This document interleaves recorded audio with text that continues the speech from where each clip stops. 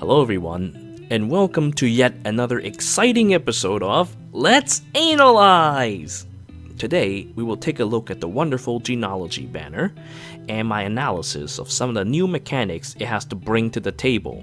Provided that you haven't already spent your orbs like I did, you might be able to see some interesting skills in this banner.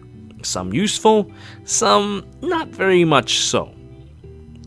Now, let's start things off with Ares. The son of Eldigan carries the horrifying Dark Mystletainn. Now, you can always give a horse more stats, but horses usually don't get incredible skill charge buildup outside of the use of Heavy Blade in the Seal slot or Blazing Durando. Well, the Dark Mystletainn decides to carve out a legend of its own by giving out a horrifying 2 charge bonus if a special activates before or during combat.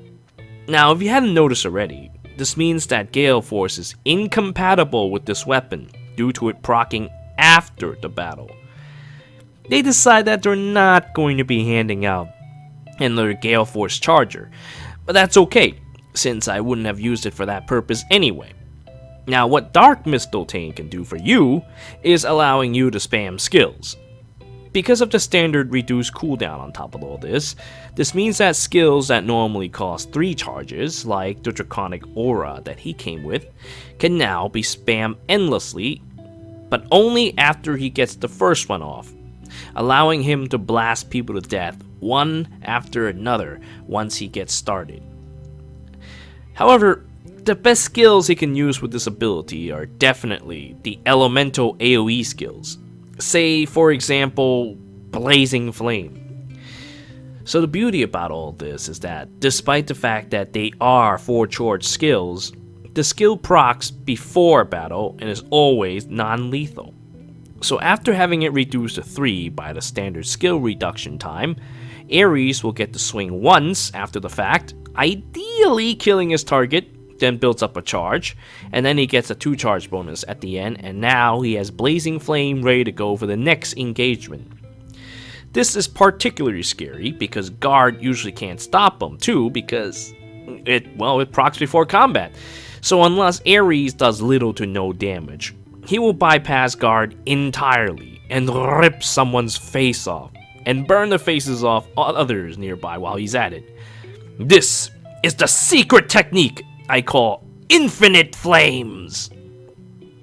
Now, since we're on the topic, the beauty of these AoE skills is that they both ignore the weapon triangle and in-battle buffs, such as Ward Armor or Steady Breath. It only cares for the attack to dev and res calculations.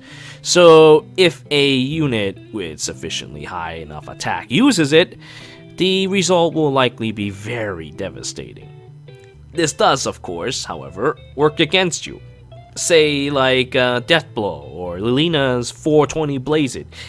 These don't get added to the calculation as they are in-battle buffs. So if you need an extra oomph into your elemental attack, you should really look for something like Fury that actually shows your stat number increased before a battle. Or perhaps a visible field buff like Hone Attack or Attack Tactics. Or just minor plus attack 3 skill or seal will be enough. Now, in terms of choice between blazing and growing, they both work. Now, I like growing a little bit more because it can hit a wider area, while blazing is strong, it does have a tendency to overkill sometimes. Still, it is reliable if you absolutely need to kill someone, like a heavily armored unit with a strong color against you. Now, the skills does ignore weapon triangle, but you will want to do enough damage to finish your target. But, I say if your attack is high enough, you can probably get away with growing. The element you use depends on the map layout, but generally Wind has the most reliable coverage, giving Merrick a purpose as fodder where you usually don't see it. Now, having shielded this weapon for a bit, however, I must add that its primary weakness, the fact that you have to get built up before you can use it, makes this weapon a little awkward. I mean, yeah, you could use Heavy Blade to get you started, but then Heavy Blade is effectively wasted afterwards. Unit with Guard will be an would be an absolute nightmare if they get to you before your Mystletainn was able to taste blood. So you have to make a decision to either use Heavy Blade and forget your seal slot, or perhaps wait to build up your skill. Which means that either he never gets to strut his stuff ever because he gets himself killed, or he gets it too late and it no longer has any meaningful usage on the battlefield. So due caution is needed with the use of this weapon. Now that I've gone and spent so much time on the weapon though, let's take a look at his other skills. So Ares comes with Brazen Attack and Dev. This wonderful technique allows him to go ham after taking 80% damage. Though much like the Dark Mystletainn, he needs a little bit of time to build up by fighting to reach his full potential. As foddering goes, I think healers benefit the most from this because they have such limited A-slot skill options. But heavy tank units with terrible speed such as Hinata or Baruka can use this to really amp up their virtues, allowing them to do the ding-ding against physical attackers and letting their Ignis reach new heights of damage for YouTube videos. His seals, dev, and res is absolutely terrible. You can seal all the stats you want and I still wouldn't use it. In terms of his stats, I think, based on skills and relations to his old man, he would have high attack and defense with middling to low speed and res. All in all though, I think I can make a comparison of Ares to Regigigas from Pokemon.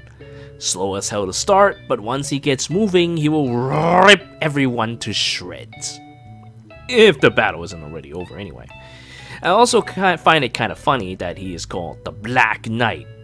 But since we already have a Burger King, I guess from now on I will call him Whopper Jr. Alright, next up. Sharing the red color we have Lene, although I will now call her Dancing Nino due to her similarity to Nino. Well, she looks kind of like her anyway. Which would be quite grand as an addition to my Nino brigade for Grand Conquest in the near future. Now what Dancing Nino has to provide for us is a new Safeguard Plus skill. A skill inheritable and refinable power creep Fitofnir, Riptana.